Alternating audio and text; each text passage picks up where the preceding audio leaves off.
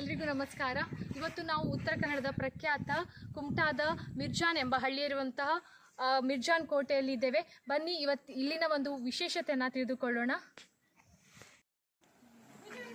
ಆಗಿನ ಕಾಲದಲ್ಲಿ ಈ ಒಂದು ಭವ್ಯವಾದಂತಹ ಕೋಟೆ ವ್ಯಾಪಾರದ ದೃಷ್ಟಿಯಿಂದನೇ ಈ ಒಂದು ಕೋಟೆ ನಿರ್ಮಾಣವಾಗಿತ್ತು.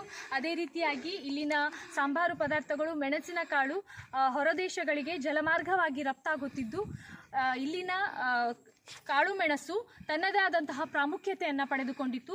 ಆದ ಕಾರಣ ಪೋರ್ಚುಗೀಸರು ರಾಣಿ ಚೆನ್ನಬೈರಾದೇವಿಗೆ ಕಾಳು ಮೆಣಸಿನ ರಾಣಿ ಎನ್ನುವಂತಹ ಬಿರುದನ್ನು ನೀಡಿ ಗೌರವಿಸಿದರು.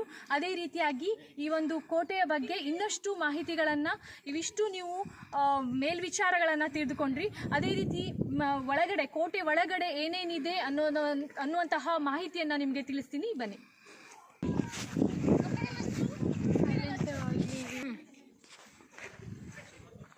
ಓಕೆ, ಮೊದಲನೇದಾಗಿ ಈ ಒಂದು ಭವ್ಯವಾದಂತಹ ಕೋಟೆ ಒಳಗಡೆ ತಗ್ಗು ಪ್ರದೇಶದಿಂದ ಕೂಡಿದ್ದು.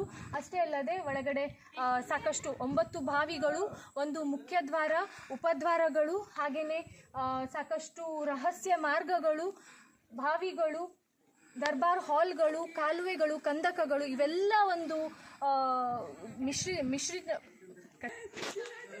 ಈ ಒಂದು ಭವ್ಯವಾದಂತಹ ಕೋಟೆ ಒಳಗಡೆ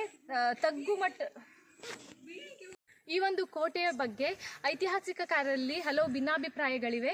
ಆದರೆ ಪ್ರಮುಖ ದಾಖಲೆಯೊಂದರ ಪ್ರಕಾರ ರಾಣಿ ಚೆನ್ನಬೈರಾದೇವಿ, ವಿಜಯನಗರದ ಸಾಮಂತ ರಾಣಿ ಚೆನ್ನಬೈರಾದೇವಿ 16ನೇ ಶತಮಾನದಲ್ಲಿ ಈ ಒಂದು ಭವ್ಯವಾದ ಕೋಟೆಯನ್ನು ನಿರ್ಮಿಸಿ ಸುಮಾರು 54 ವರ್ಷಗಳ ಕಾಲ ಆಳ್ವಿಕೆಯನ್ನು ನಡೆಸಿದ್ದಾಳೆ. ಅಷ್ಟೇ ಅಲ್ಲದೆ ಈ ಒಂದು ಕೋಟೆಯು ವ್ಯಾಪಾರದ ದೃಷ್ಟಿಯಿಂದ ಆಗಿನ ಕಾಲದಲ್ಲಿ ನಿರ್ಮಾಣವಾಗಿತ್ತು.